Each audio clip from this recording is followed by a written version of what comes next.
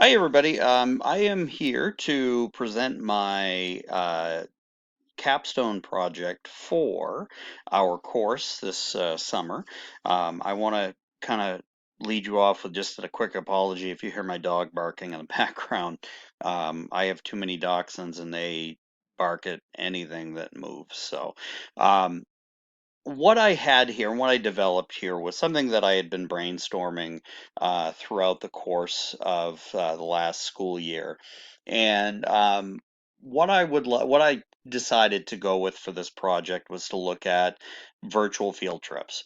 And looking at the direction that we're heading, even as we move into this upcoming school year, that there is a potential. I don't know how big of a potential it is, but a potential for having some school closures due to virus outbreaks. So um, one of the things that I had been brainstorming was looking at a few things that would benefit students from home and be something that was fun but also educational and could turn around and become a really interesting project that will help them develop skills through programs like Google Slides, which is what I will use for my particular presentation. But we will also have an exit ticket that uses Google Forms. So for mine, I brainstormed a bunch of, and by the way, I'm going to copy all of these documents and I will list them out onto the my actual submission on the website. But I'm a huge Twilight Zone fan. So, bonus points to you when you read this if you actually read it in Rod Serling's voice. I use Twilight Zone in my fifth grade class with my students for narrative writing. It really helps them understand that there's so much more to a story than just two characters talking. So. All right. So for my project, I decided that I would brainstorm and discover a bunch of different virtual tours. And what I decided to go with for this particular presentation is the National Constitution Center. And from the National Constitution Center, they offer a variety of different types of field trips. One of which can be just explore on your own. I'm going to click up here on the interactive Constitution, and you can just start exploring.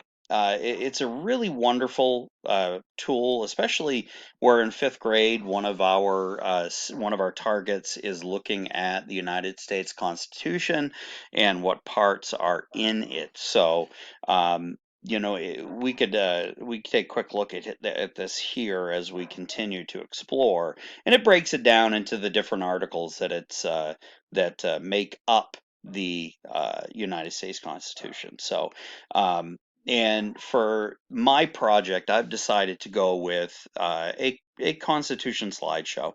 So students would be able to choose a particular amendment that they would like to do some research on, and from there would create a slideshow. So in this case, I decided to go with the Second Amendment. Um, and you can learn a little bit more here, go through interpretations, look at various court cases, which again, I don't want to get too far ahead of myself, but let's from this page, we'll take a quick peek at what the requirements are for this particular slideshow. Now, we're looking at discovering what do they mean. And even in some cases, when I read some of the amendments to the Constitution, I look at it and go like, "What?" It's written in a way that we don't speak that way today. So the kids have to do a little research as to discovering what does it actually mean. So looking at the project here, they're going to be looking at what did they choose for an amendment, and make sure your name is on it. Just something as simple and basic as that. When was the amendment ratified? What does it say? What does the actual text say? And then what does it mean? Because again, a lot of this is looking at the older style English that is not necessarily used regularly, if ever, in today's schools. So, and again, in my case, I chose Second Amendment. A well-regulated militia being necessary to the security of a free state, the right of the people to keep and bear arms shall not be infringed. So, my next slide, what does it mean? Put it into terms that 10-year-olds will be able to understand. And then share out a court case that you've looked at that cites this particular amendment in it.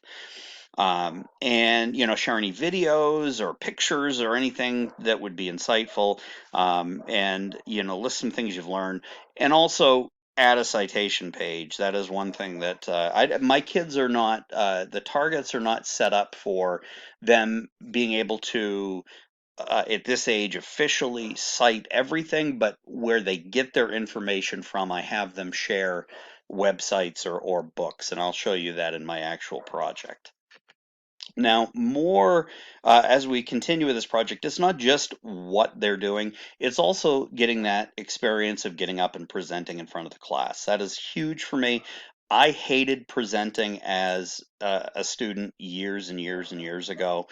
I would get nauseous to a point where I would make every excuse in the book where I couldn't get up and present. So I try to get my kids to get up as frequent as possible so they get used to it. Because once I started doing it, now I could get up in front of a million people and speak without any issues. So, obviously we're looking at the knowledge. We're looking at making sure there's eye contact and that they don't have their back turned to the class as they read off a piece of paper or they read off their slideshow.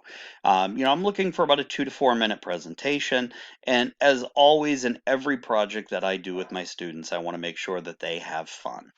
I'm not going to go down through this rubric here, um, uh, because I'll post it, as I said, as to what I'm looking for in terms of a 1 to 4 score. And I did add onto the bottom here the exit ticket as to, because there will be a few questions that will be asked that will be more of understanding what they actually research. So, and the next part, or I should say almost the real uh, bow on all of this is the actual presentation. So I went through and created a quick presentation here. I'm not going to click through. I'll click through it, but I'm not going to. I have a video embedded. I'm not going to read down through it. I'm just going to show you the pieces that I did add. So I did add animation. One of the things I really want my kids to be able to do is to not just present the information, but also be able to maneuver the technological side of this particular program. So we set up here with the Second Amendment. What is it? Well, as I mentioned earlier, this is what the actual document says. On the click here, it's going to start to play the video. Gun I'm not going to ownership play has through been the whole intertwined thing, with the identity of America since the settlement but of it's a nice addition for the kids to see that they can actually insert and embed videos into these particular presentations. So my next slide, I'm looking at, well, what does it actually mean? Um, any Family Guy fans that would understand this picture here, where they cut to the founding fathers explaining, should we add a little bit more to the Second Amendment so people really get it? And one of them looks up and says, well, how could this be, the right to own a pair of bear arms on their wall? How could that possibly be misconstrued? And as I get into the next slide of this presentation, you're going to understand that there's been so much controversy around the Second Amendment, I should say, I'm sorry, that people that as times have changed, there was no verbiage put into this particular document as to, well, what if one day we end up having nuclear weapons? What if people have the ability to own that?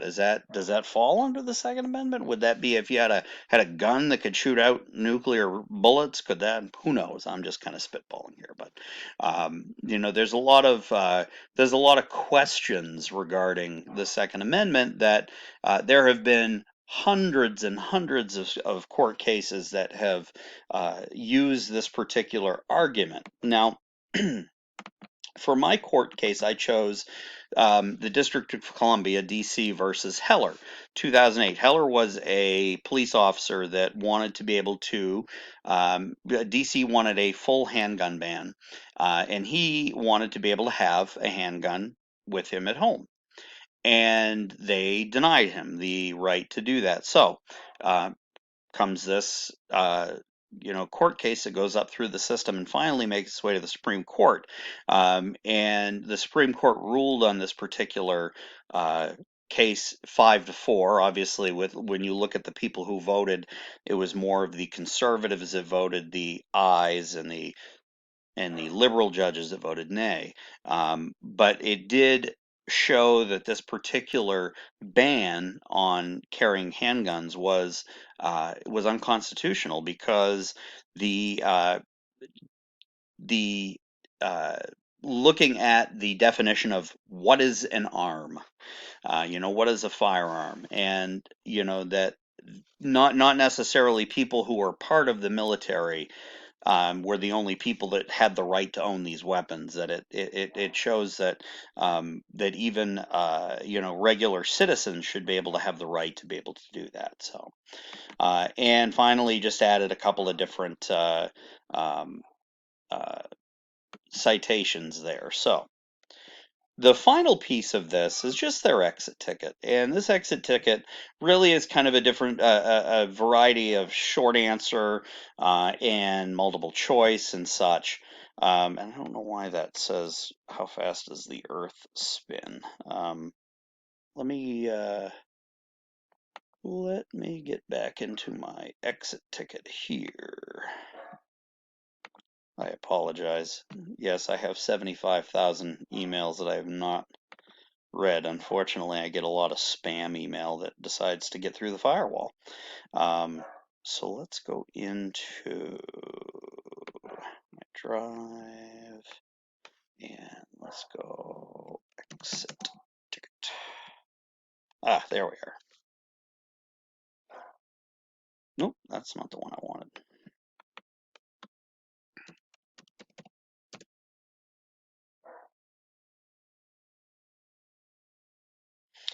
Let me see if I created it on my university,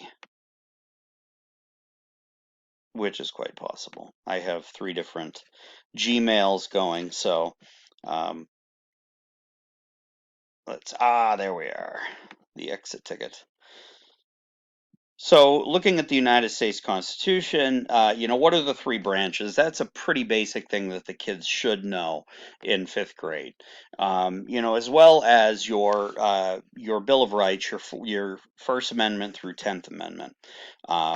Looking at what gives you your freedom of speech, religion, press, etc.